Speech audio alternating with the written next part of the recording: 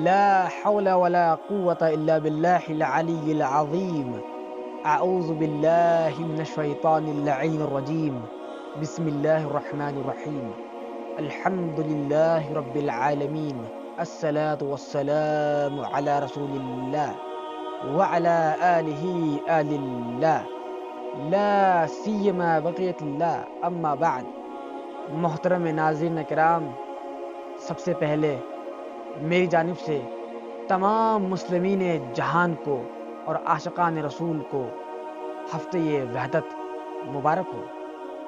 عزیزو، جیسا کہ کل کی گفتگو میں ہم نے بیان کیا کہ آپ کی ولادت بسعادت 17 ربیع الاول کو ہوئی، اور اسی کے ساتھ ساتھ تاریخ میں اور کتب اہل تشیع میں 12 ربیع الاول کی روایت بھی موجود ہے. تو عزیزو، آپ کی ولادت بسعادت بروز جمعہ مکے میں ہوئی. عزیزان گرامی، یہاں پر توجہ کریں، کیونکہ آج کی جو ہماری گفتگو ہے وہ اتفاقات کے حوالے سے ہے. آپ حضرت محمد صلی اللہ علیہ وآلہ وسلم کی ولادت سے پہلے کچھ اتفاقات پیش آئے. آپ کی ولادت سے ایک رات پہلے بہت سے اتفاقات ایک ساتھ پیش آئے. وہ کون کون سے اتفاقات ہیں؟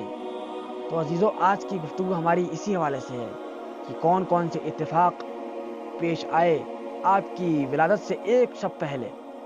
تو عزیزو، اگر ہم بات کریں اتفاق کی، تو سب سے پہلا جو اتفاق پیش آیا وہ مکے کے اعتراف اور کعبے کے اعتراف جتنے بھی بدھ موجود تھے، ان میں سے کئی بدھ اپنے آپ خداوند عالم کی جانب سے خود بخود زمین پر گر گئے.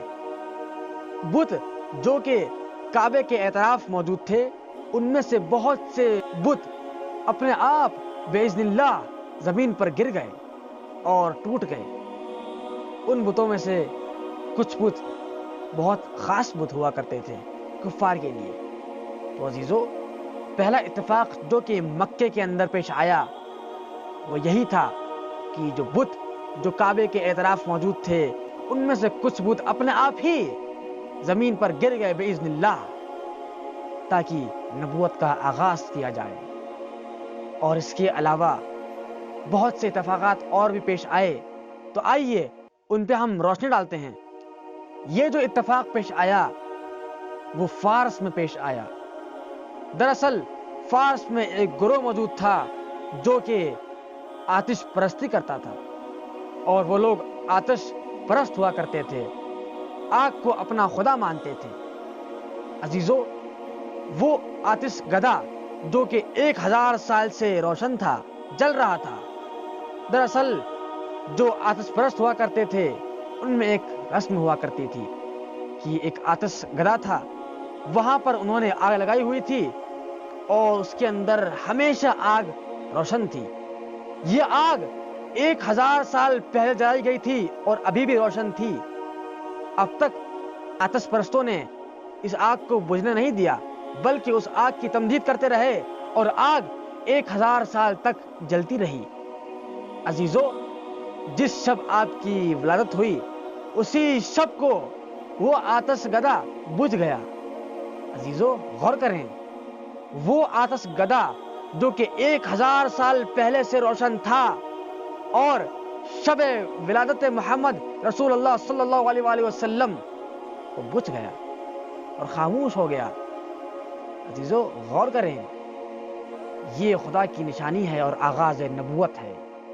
عزیزو، ایک واقعہ اور، ایک اتفاق اور جو کہ فارس کے اندر ہی پیش آیا وہ یہ تھا کہ دریاچے یہ ساوے ختم ہو گیا اور سوکھ گیا.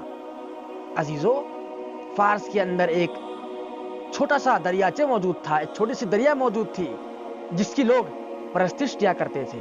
بہت سے لوگ اس پانی کی پرستش کیا کرتے تھے اور اس پانی کو اپنا خدا مانتے تھے. عزیزو، خدا عالم نے کیا کیا؟ شب ولادت محمد رسول اللہ صلی اللہ علیہ وآلہ وسلم دریاچے جو کہ موجود تھا اور پانی سے بھرا ہوا تھا، لیکن جس شب آپ کی ولادت ہوئی اسی شب یہ دریاچے سوکھ گیا۔ عزیزو، یہ ہے آغاز نبوت اور ختم الانبیاء کی نشانی جو کہ فارس کے اندر پیش آئی اور مکے کے اندر۔ اور اسی کے علاوہ جو کہ فارس کے اندر ایک اور اتفاق پیش آیا وہ یہ تھا، دراصل یہ ہوا کہ جس شب کو آپ صلی اللہ علیہ وآلہ وسلم کی ولادت ہوئی، اسی شب کاخ ایران جو کہ قصر ایران تھا اس میں زلزلہ آ گیا، اور زلزلہ اتنا شدید تھا کہ قصر ایران زمین بوس ہو گیا، اس کی چھتیں ڈھا گئیں۔ عزیزو، اس کے علاوہ اگر ہم بات کریں ایک اور اتفاق جو کہ بہت خاص اور بہت اہم تھا مکے والوں کے لیے، کیونکہ یہ اتفاق مکے کے اندر پیش آیا۔ عزیزو، رات کا وقت تھا اور شب ولادت رسول خدا محمد صلی اللہ علیہ وآلہ وسلم، اس شب لوگ سو رہے تھے، لیکن دیکھا اچانک سے آسمان میں ستارے اپنے آپ ہی ٹوٹ رہے ہیں اور پھٹ رہے ہیں، اور ان میں سے ایک نور نکل رہا ہے۔ عزیزو، غور کر رہے ہیں آپ؟ اس رات مکے میں یہ واقعہ پیش آیا کہ لوگوں نے دیکھا کہ آسمان میں ستارے اپنے آپ پھٹ رہے ہیں اور ان میں سے نور نکل رہا ہے، ستارے ٹوٹ رہے ہیں۔ یہ واقعہ مکے کے اندر پیش آیا، اور جب یہ لوگوں نے دیکھا اس کے بعد مکے کے لوگ بزرگان مکہ کی جانب روانہ ہوئے اور ان سے ملاقات کی اور کہا کہ اے بزرگان مکہ، ہم نے کل دیکھا کہ آسمان میں ستارے اپنے آپ ہی ٹوٹ رہے تھے اور ان میں سے نور نکل رہا تھا۔ عزیزو، جب یہ واقعہ بزرگان مکہ نے سنا تو ایک سوال کیا، اے لوگو، کیا ستارے اپنے آپ ہی ٹکرا رہے تھے اور ٹوٹ رہے تھے اور نور نکل رہا تھا، یا پھر ستارے آپس میں ٹکرا نہیں رہے تھے لیکن تب بھی وہ ٹوٹ رہے تھے؟ تو لوگوں نے جواب دیا اور کہا کہ نہیں، ستارے اپنے آپ آپس میں نہیں ٹکرا رہے تھے بلکہ ستارے خود بخود ٹوٹ رہے تھے اور ان میں سے نور نکل رہا تھا۔ تو بزرگان عرب جو تھے وہ حیران ہو گئے اور کہا کہ اگر ستارے آپس میں ٹکرا رہے تھے اور ٹوٹ رہے تھے یعنی قیامت نزدیک تھی اور قیامت کا آغاز ہو چکا تھا، یہ ان کا ماننا تھا، لیکن ستارے آپس میں نہیں ٹکرا رہے تھے۔